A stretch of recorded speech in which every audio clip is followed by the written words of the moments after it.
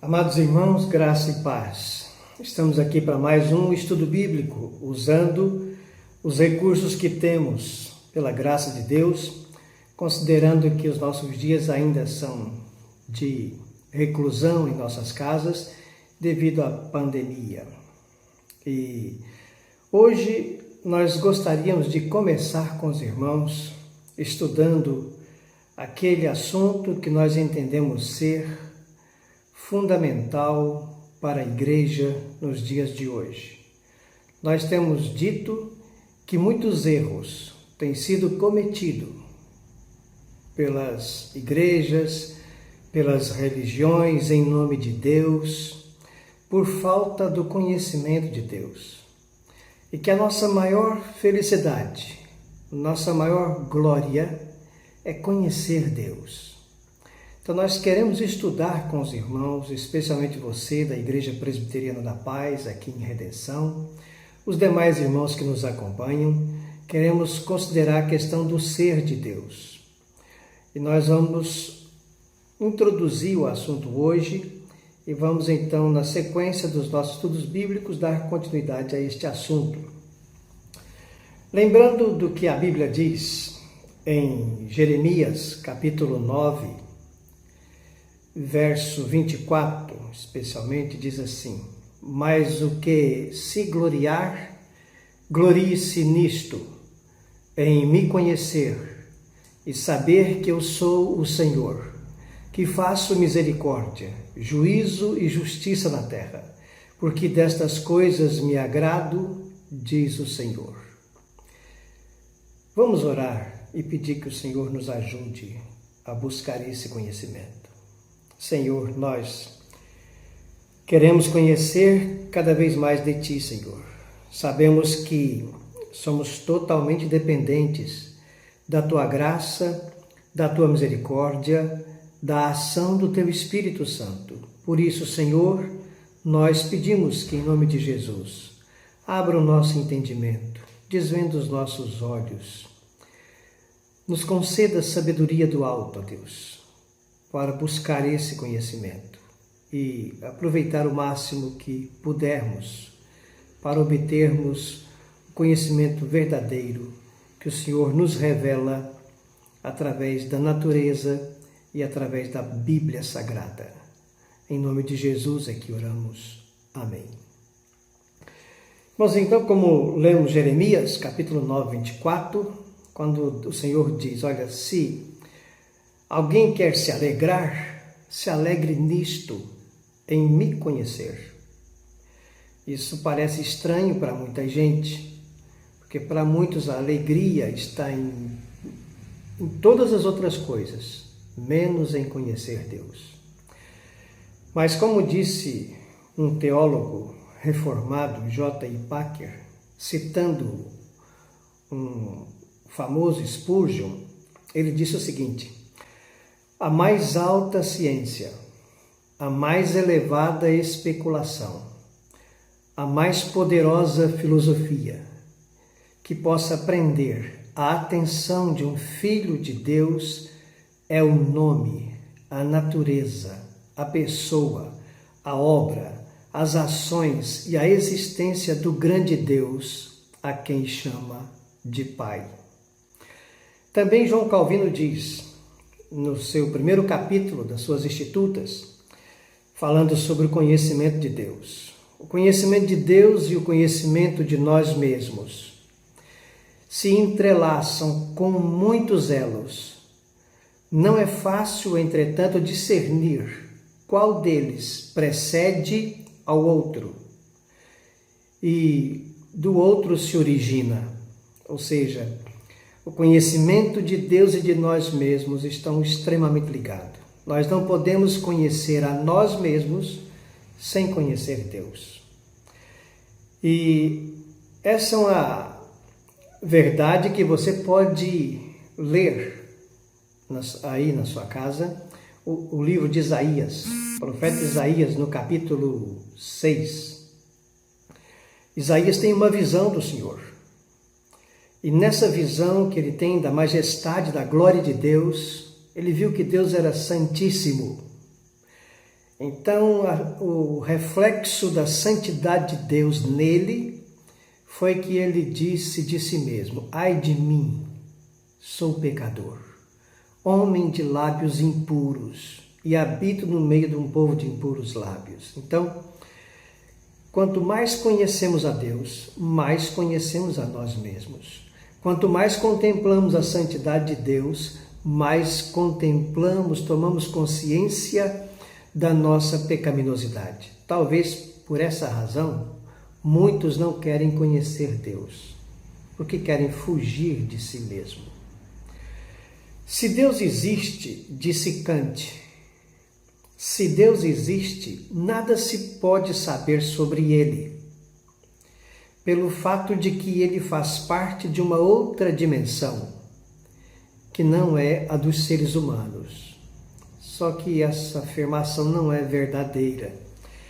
Deus existe e nós podemos conhecê-lo. O conhecimento de Deus é possível, sim. O conhecimento de Deus é possível porque Ele, Deus, se deu a conhecer. Ele se revelou.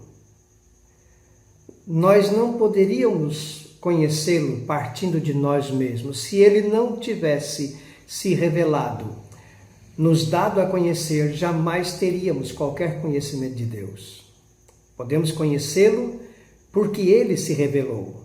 E vamos ver, tanto na natureza, na criação, quanto de modo sobrenatural através da Escritura. E o interessante é que Deus, na Escritura Sagrada, Ele não se apresenta, mas Ele se revela. Nós vamos ver isso assim que voltarmos a congregarmos no templo, iniciaremos a exposição do livro de Gênesis e você vai perceber como que Deus se revela na sua criação.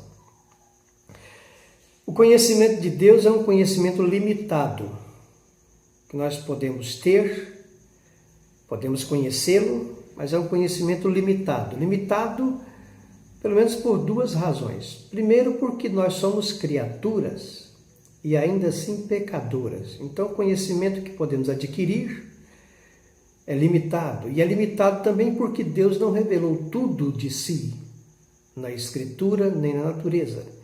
Ele nos deu a conhecer um pouco de si. E nós podemos conhecer, mas um conhecimento limitado. Também devemos dizer de início que é um conhecimento progressivo. Quanto mais conhecemos de Deus, mais podemos conhecer ainda. Então, irmãos, é bobagem pensar que, porque já frequentamos a igreja há 30 anos, 40 anos, estudando a Bíblia, já conhecemos tudo que podíamos. De maneira nenhuma. Sempre vamos conhecer mais de Deus. E aqui a gente pode lembrar o personagem bíblico Jó.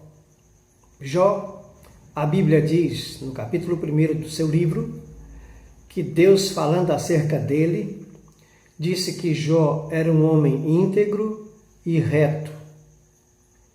Mas ele passa por uma série de provações, isso descreve todo o livro, e no final, quando Deus restaura a sua vida, sua situação, concede-lhe vitória, então ele diz: antes eu te conhecia só de ouvir falar, mas agora os meus olhos te veem. Ou seja, Jó, que já conhecia o Senhor, ao ponto de ser um homem considerado justo e íntegro pelo próprio Deus, depois de toda a experiência vivida, agora ele diz: eu conheço ainda mais o meu Senhor. Antes era só de ouvir falar, agora o conhecimento que tenho agora é mais forte, mais profundo. Então o conhecimento de Deus ele é progressivo, sim. Nós temos que continuar buscando o conhecimento do Senhor. Prossigamos em conhecer o Senhor, diz o profeta. É interessante também observar que, como já falamos de Isaías, o conhecimento de Deus ele traz a nós um conhecimento de nós mesmos. Já citamos Isaías no capítulo 6. Vale ainda enfatizar a questão de Jó. no capítulo 42, no verso 5 e 6, depois que ele disse: antes eu te conhecia de ouvir falar, agora os meus olhos te veem. Então Jó diz de si mesmo: por isso eu me abomino, eu me arrependo. Mas é isso que deve acontecer. O conhecimento verdadeiro do Deus verdadeiro leva o homem ao arrependimento, ao quebrantamento, reconhecendo que é pecador e que precisa de Deus e que sem Ele nós não somos nada. Então é esse conhecimento que faz a diferença na nossa vida. Apenas acumular em nossa mente informações sobre Deus não muda nada. O diabo conhece Deus melhor do que qualquer um de nós. Mas o conhecimento de Deus nele não muda a vida dele. Então, é esse conhecimento que nós queremos adquirir através desses estudos. Antes de tudo, precisamos conhecer as fontes que nos fornece esse conhecimento de Deus. Como nós já falamos, existem podemos dizer duas fontes: a revelação natural, através da natureza, das obras criadas. Isso está explícito em Salmo 19, a partir do verso 1 ao verso 6, quando ele diz: os céus proclamam a glória de Deus, o firmamento anuncia as obras das suas mãos. E também em Romanos capítulo 1, versículo 20, quando o apóstolo Paulo fala que os atributos invisíveis de Deus são conhecidos pela própria criação. Então, essa revelação natural. E, além disso, a revelação especial ou sobrenatural, que está na Escritura Sagrada, na Bíblia. E esta que vai demandar de nós um pouco mais de tempo. Uma questão que surge, nós não vamos abordar aqui apenas para levantar o assunto, mas se antes da queda e depois da queda, se antes da queda a revelação natural e sobrenatural, elas coexistiam antes da queda. Alguns acham que sim, outros acham que não. E tanto de um lado quanto do outro tem teólogos confiáveis, como você pode encontrar isso no livro do Joel Bick, Teologia Puritana. Ele discorre sobre esse assunto, falando sobre de John Owen e de outros teólogos. Mas isso é só para curiosidade mesmo. A revelação natural disponível na criação. Salmo 19, de 1 a 6, um salmo de Davi, e diz assim: os céus proclamam a glória de Deus, e o firmamento anuncia as obras das suas mãos. Um dia discursa a outro dia, e uma noite revela conhecimento a outra noite. Não há linguagem, nem há palavras. Deles não se ouve nenhum som. No entanto, por toda a terra se faz ouvir a sua voz, e as suas palavras até os confins do mundo. Aí pôs uma tenda para o sol, o qual, como noivo que sai de seus aposentos, se regozija como herói a percorrer o seu caminho. Principia numa extremidade dos céus e até a outra vai o seu percurso, e nada refoge ao seu calor. Então, o salmista Davi aqui está mostrando que quando você para olhar para a criação e que você vê o cosmos, o universo, a criação como ela acontece, mesmo depois da queda, em que ela sofre também consequências e desordens por isso, mas mesmo no meio desse mundo caído, a natureza ainda revela a criação de Deus. Quando você vê o Sol fixo ali no seu lugar, os planetas sempre mantendo a sua órbita, ali, desde que a gente estuda e que a humanidade tem se estudado sobre isso, a gente conhece aquela ordem primária dos planetas, Mercúrio, Vênus, Terra, Marte, Júpiter, e assim por diante. Você nunca vê um saindo do lugar, passando por outro, se batendo. Então, o universo, apesar do caos que ele encontra causado pela queda no Éden, ele ainda revela a glória de Deus, a criação, o vento, a chuva, as estações que acontecem. E tudo isso nos ajuda a conhecer um pouco sobre Deus. O outro texto que nós citamos é Romanos 1:20, onde o apóstolo Paulo diz assim: porque os atributos invisíveis de Deus, assim o seu eterno poder, como também a sua própria divindade, claramente se reconhecem, desde o princípio do mundo, sendo percebidos por meio das coisas que foram criadas. Romanos 1:20. Então, Paulo falando também que é possível conhecer Deus, os atributos de Deus, o seu eterno poder, sua sabedoria, através das coisas que foram criadas. E, lendo um pouco sobre isso, tem um teólogo que diz o seguinte: nós podemos conhecer sobre Deus, na criação, alguns atributos de Deus. E ele lista alguns. Primeiro, o poder de Deus ao criar todas as coisas. Para que criasse todas as coisas, requer que fosse um Deus poderoso. A sabedoria de Deus se revela na criação, na ordem e beleza da criação. A bondade de Deus se revela na provisão diária da natureza. A imutabilidade de Deus também é possível percebê-la na natureza, com o Sol sempre ali, os planetas, como a gente mencionou, e o mundo, o cosmo como está. A eternidade de Deus, ele existia antes de criar tudo isso. A soberania de Deus, tudo lhe é sujeito. Quando Josué orou, a terra parou. Quando Jesus ordenou, o mar se aquietou, o vento parou. Então, esse poder soberano de Deus se revela na própria natureza. A onisciência de Deus, para que ele criasse todas as coisas, ele tem que conhecer tudo o que criou. E também, segundo esse teólogo, Charnock, ele diz: a majestade de Deus também é outro atributo que pode ser conhecido de Deus na natureza. Então, podemos conhecer Deus. Por isso que Paulo, em Romanos capítulo 1, ele fala assim que o homem é indesculpável. Nós podemos conhecer Deus através da sua própria revelação natural. Há um ser superior. Há um Deus criador. Tudo isso que está aí não surgiu por acaso. Nós não cremos na teoria da evolução. É preciso ter mais fé para crer na teoria da evolução, que é totalmente absurda, do que fé para crer num Deus criador, sábio, soberano e poderoso, que criou todas as coisas e que existe e é real. Então o mundo não surgiu, o mundo foi criado. E nessa criação revela-se o Criador.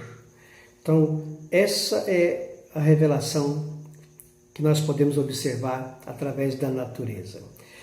O que a natureza, a revelação natural, não nos ensina, não nos revela, é o grande amor de Deus, o seu amor salvador. Não nos revela o plano da salvação para o pecador. Não nos revela a misericórdia de Deus para com o pecador.